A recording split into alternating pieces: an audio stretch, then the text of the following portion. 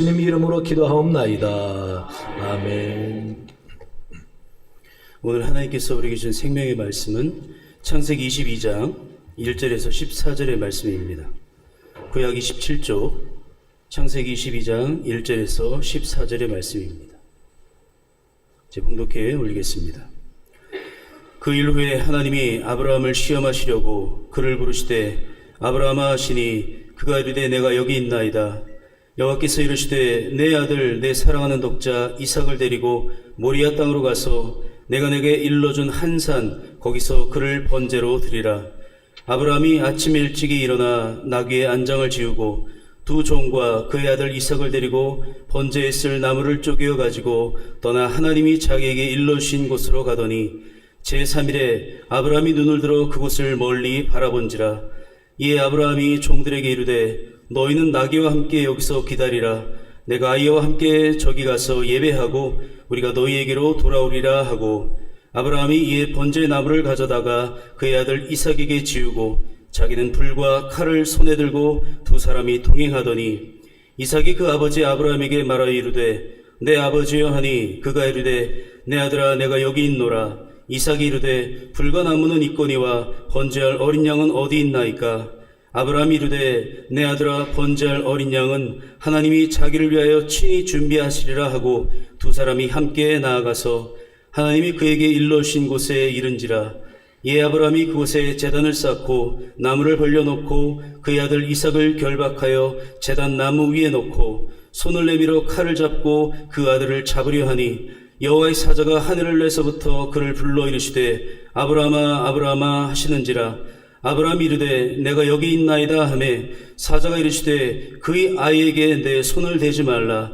그에게 아무 일도 하지 말라. 내가 내 아들 내 독자까지도 내게 아끼지 아니하였으니 내가 이제야 내가 하나님을 경외하는 줄을 아노라. 아브라함이 눈을 들어 살펴본즉 한 순양이 뒤에 있는데 뿔이 수풀에 걸려 있는지라. 아브라함이 가서 그 순양을 가져다가 아들을 대신하여 번제로 드렸더라. 아브라함이 그 땅 이름을 여호와 이레라 하였으므로 오늘날까지 사람들이 이르기를 여호와의 산에서 준비되리라 하더라. 아멘. 아멘. 하나님 감사합니다. 기도합니다. 좋으신 하나님, 귀한 주일을 맞아 하나님께 나와 예배드리며 이 시간 말씀 듣게 하시니 감사합니다. 하나님 말씀 경외하는 마음으로 받아 내 자신을 돌아보며 주 앞에 온전히 고람되의 신앙을 결단하는 귀한 시간 되도록 은혜 내려 주옵소서. 찬양 연주 받으시니 감사합니다. 하나님 저들의 수고를 기억하시고 하늘의 신령한 것으로 풍성함과 만족이 있도록 도와주시옵소서. 오늘 주의 성령 이곳에 우리와 함께 할 줄로 믿사오며 예수님 이름으로 기도하옵나이다. 아멘. 할렐루야. 반갑습니다. 하나님의 크신 은혜와 복이 여러분 가정에 넘치길 바랍니다. 지구촌 교회를 은퇴하신 이동원 목사님은 참 훌륭한 분이신데 강해 설교로 유명하신 분이십니다. 그런데 이분이 공부를 잘하셨어요. 그래서 자신만만하게 대학 입시를 치렀는데 보기 좋게 떨어졌습니다. 목사님은 이해가 가지 않았어요. 아니 나 같은 사람이 붙지 않으면 도대체 누가 합격하나.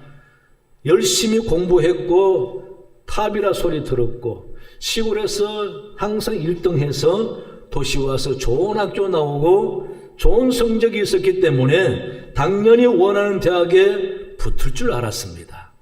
태어나서 처음으로 떨어져 본 경험을 한 이동원 목사님은 너무도 낙심이 되더라는 겁니다. 살기 싫더라는 겁니다. 세상이 다 싫고 죽고 싶은데 그때 설상가상으로 자기 집에 사업이 망하면서 아버지가 행방불명 되시고 어디 가셨는지 모르고 그러고 이제 점점 집안이 휘청거리기 시작했습니다. 그래서 너무 힘들어서 죽고 싶은 마음에 이 사람이 간 곳이 조계종입니다. 조계사로 가서 불당에 부처 앞에 앉아서 부철구를 물끄러미 쳐다보고 앉아 있었답니다. 그렇게 앉아서 쳐다보면서 참 힘들고 죽고 싶은 답답한 마음을 어떻게 할까 하고 생각하고 있는데 그때 문득 자기 마음속에 부처를 보면서 이런 질문이 떠오르더라는 겁니다.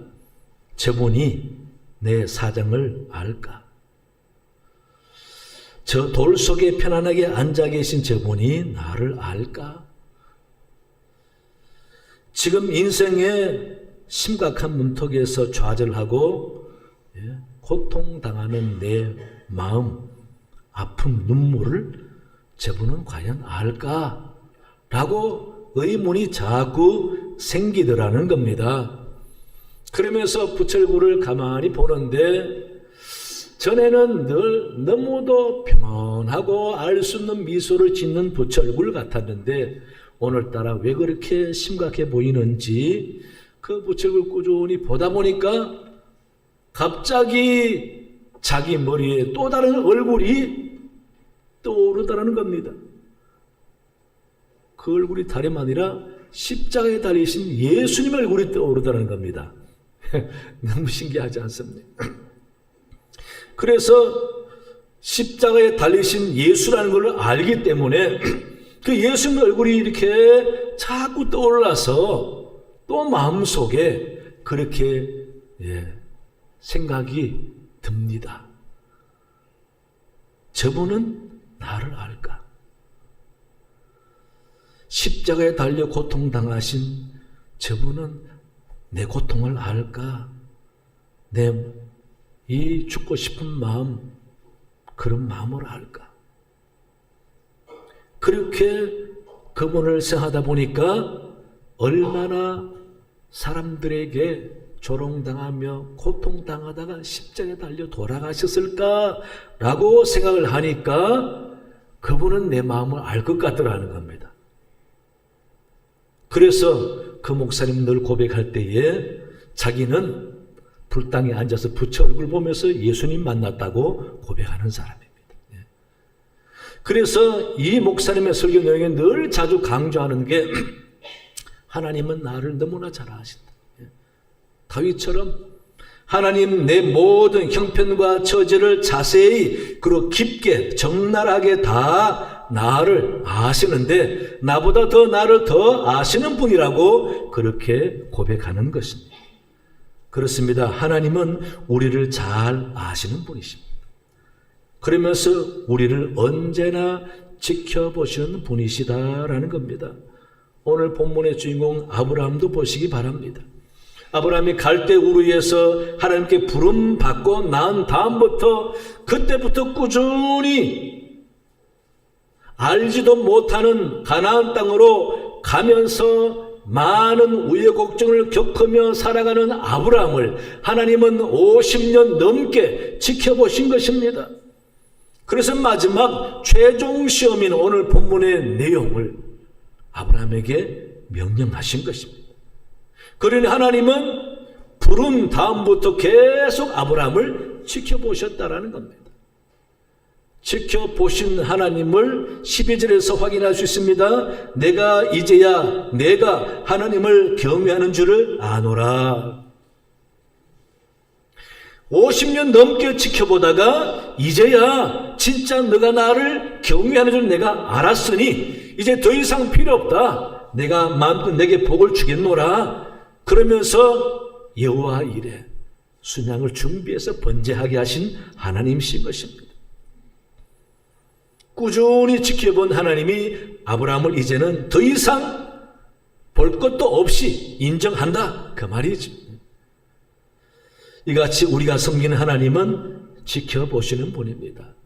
다윗도 늘 자기를 지켜보는 하나님을 알고 느꼈습니다. 시편 139편 1절에서 4절 보시면은 여호와여 주께서 나를 살펴보셨으므로 나를 아시나이다. 주께서 내가 앉고 일어섬을 아시고 멀리서도 나의 생각을 밝히 아시오며 나의 모든 길과 내가 눕는 것을 살펴보셨으므로 나의 모든 행위를 익히 아시오니 여호와여 내 혀의 말을 알지 못하시는 것이 하나도 없으시니다 라고 고백합니다. 사랑하는 성도 여러분, 이같이 우리가 섬긴 하나님은 온 세상을 지켜보시면서 한 나라와 가정을 지켜보시고 다윗처럼 한 사람의 인생도 지켜보시는 분이십니다. 이런 하나님을 여러분 믿으시기 바랍니다. 그렇다면 하나님은 우리를 지켜보신다면은 무엇 때문에 지켜보실까? 첫째는요, 심판하시기 위해서 지켜봅니다. 하나님은 언제나 공의롭게 공평하신 방법으로 세상을 다스리시는 분입니다. 악인과 의인을 구별하여 보응하시고 압제하는 자와 억압당하는 자를 징계하시며 해방하시는 하나님이시고 죄를 짓는 자를 벌하시고 악한 자의 화전을 소멸하시는 분이 하나님이시다. 한 사람의 개인도 하나님이 살피시다가 채찍을 드시기도 하고 은혜 주시기도 하는 것이죠. 사도행전 5장에 보면은 초대교회 성도들이 받은 은혜 너무 감사해서 하나님 앞에 천국 가는데 물질 쌓아놓으면 뭐하느냐 하는 마음으로 가난한 사람 주라고 땅도 팔아 하나님께 바치고 집도 팔아 바치고 이런 사람들이 있었습니다. 그 가운데 아나니아와 삽비라 부부도 땅을 팔아서 하나님께 바치자 작정하고는 막상 팔아서 돈을 손에 쥐고 보니까 욕심이 생기고 아까운 마음이 드는 겁니다. 이거 다 바쳐버리면 우리는 어떻게 살지? 우리 노후가 걱정되는데. 그러다가 부부가 의논합니다. 일부를 그냥 챙겨놓고 나머지를 바치자. 그리고 나머지를 가지고 아나니아가 사도들 앞에 갑니다. 그런데 사도들은 속여도 하나님은 못 속이잖아요. 사도행전 5장 3절에 베드로가 말합니다. 아나니아야 어찌하여 사탄이 내 마음에 가득하여 내가 성령을 속이고 땅값 얼마를 감췄느냐 라고 묻자 아나니아는 그 자리에 엎드러져서 혼이 떠나고 죽었다 그랬습니다. 하나님은 우리가 생각하기에 별것 아닌 것 같지만은 한 사람을 이렇게 심판하십니다. 그래서 사람은 절대 하나님의 눈은 피할 수가 없습니다. 우리가 범사에 항상 하나님을 의식하고 살아가는 것, 항상 하나님 앞에 내가 있다라는 마음 자세로 살아가는 신앙생활이 얼마나 엄숙하면서도 소중한지 모릅니다. 이스라엘 백성들이 왜 나라 잃고 가족 잃고 포로로 이방 땅 바벨론에 와서 고생을 하는지를 에스겔 선지자를 통해서 하나님이 말씀하고 있습니다. 에스겔 5장 6절을 보시면은 그가 내 규례를, 그는 이스라엘 백성을 두고 하는 말입니다. 내 규례 너는 하나님이십니다. 그가 내 규례를 거슬러서 이방인보다 악을 더 행하며 내 율례도 그러함이 그를 둘러있는 나라들보다 더하니 이는 그들이 내 규례를 버리고 내 율례를 행하지 아니하였음이라 라고 죄악을 지적합니다. 그러면서 하나님의 심판을 말씀하십니다. 11절부터 그러므로 나 주 여호와가 말하노라 내가 나의 삶을 두고 맹세하노니 내가 모든 미운 물건과 모든 가증한 일을 내 성소를 더럽혔은즉 나도 너를 아끼지 아니하며 긍휼을 베풀지 아니하고 미약하게 하리니 너희 가운데서 3분의 1은 전염병으로 죽으며 기근으로 멸망할 것이요 3분의 1은 너희 사방에서 칼에 엎드러질 것이며 3분의 1은 내가 사방에 흩어버리고 또 그 뒤를 따라가며 칼을 빼리라 라고 징계를 말씀하시는 것입니다. 그러므로 하나님은 지금도 살아계시고 우리를 지켜보십니다. 그러면서 공의로 다스리십니다. 하나님은 공평하신 분이십니다. 심판은 이 땅에서도 있고 하늘나라에서도 가도 심판이 있습니다. 우리는 이런 하나님을 알고 믿어야 합니다. 신앙생활 내 맘대로 하면 안 됩니다. 하나님 뜻과 말씀대로 순종하여 하면서 내가 심판의 대상이 아니라 축복의 대상이 되어야 되겠다. 그런 마음으로 신앙생활을 하셔야 합니다. 하나님은 지금도 지켜보십니다. 여러분 꼭 기억하시기 바랍니다. 두 번째는요, 복을 주시기 위해서 지켜보십니다. 신명기 8장 15, 16절 보시면은 너를 인도하여 그 광대하고 위험한 광야 곧 불뱀과 전갈이 있고 물이 없는 간주한 땅을 지나게 하셨으며 또 너를 위하여 단단한 반석에서 물을 내셨으며 내 조상들도 알지 못하던 만나를 광야에서 내게 먹이셨나니 이는 다 너를 낮추시며 너를 시험하사 마침내 내게 복을 주려 하심이었느니라 라고 하나님의 마음을 말씀하고 있습니다. 왜 이스라엘 백성들이 광야 고생길을 가면서 때로는 인도를 받고 물을 공급받고 만나도 받고 때로는 징계도 받고 고통을 당했는가? 마침내 복을 주기 위함이었다라고 궁극적인 하나님의 마음을 이야기하고 있습니다. 따라서 우리가 믿는 하나님은 이제는 심판의 하나님이 아니라 축복의 하나님이십니다. 여러분 믿으시기 바랍니다.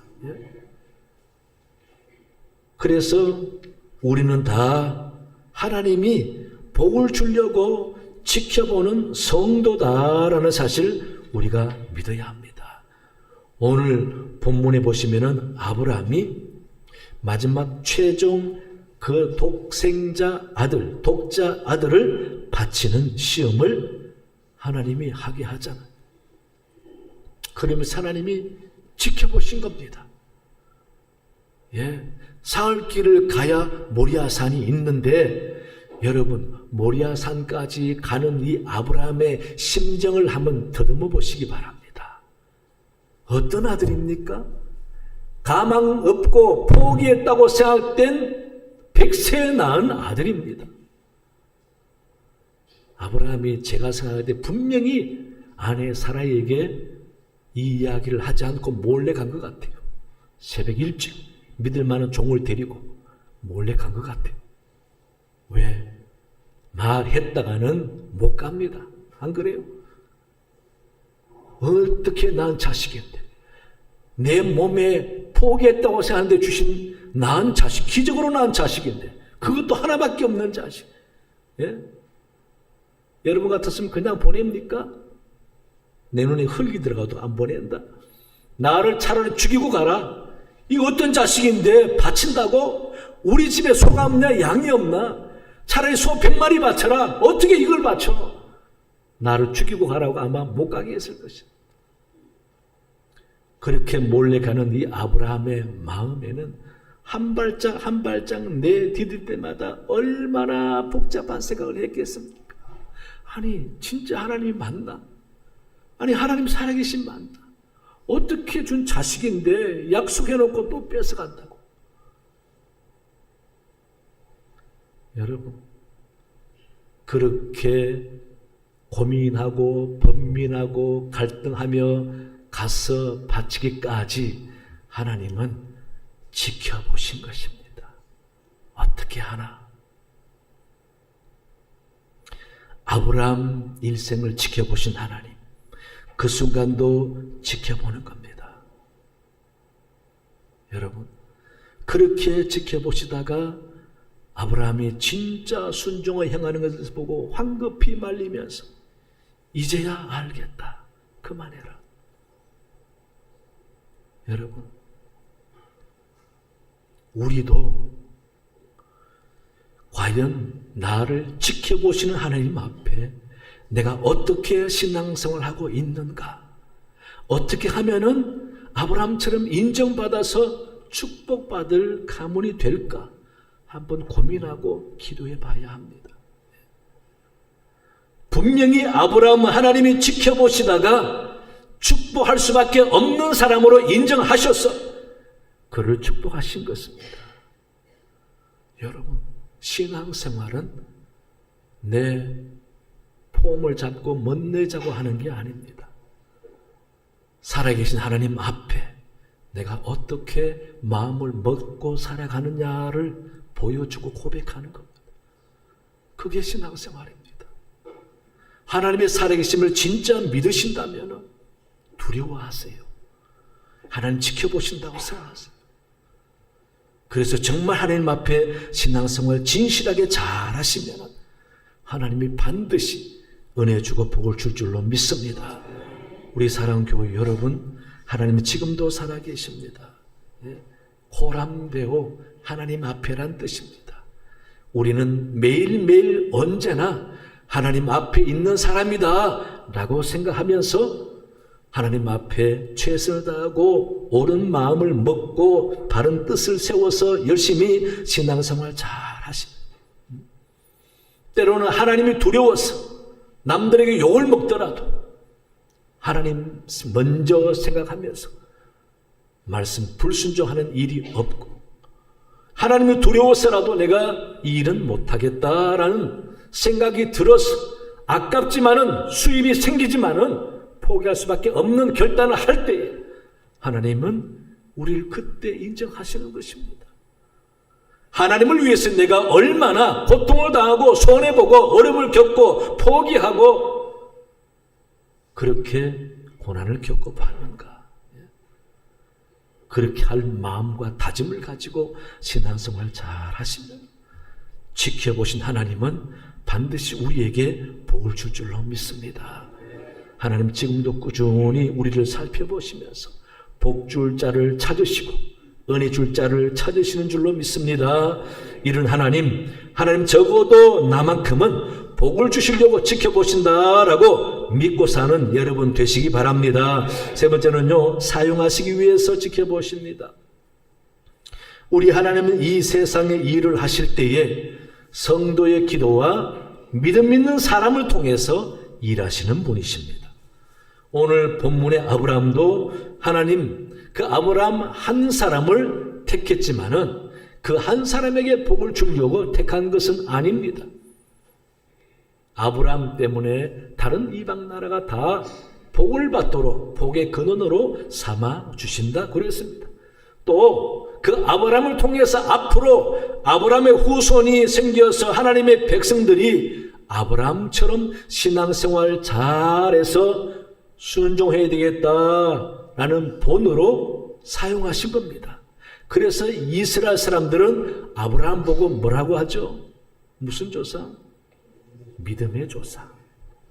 아브라함처럼 하나님 앞에 믿음을 인정받으라. 그래서 믿음의 조상. 오늘 우리도 믿음 생활하는 우리도 아브라함처럼 신앙생활을 하자. 아브라함을 믿음의 조상으로 삼고 살아가고 있지 않습니까? 그뿐입니까? 아브라함을 통해서 많은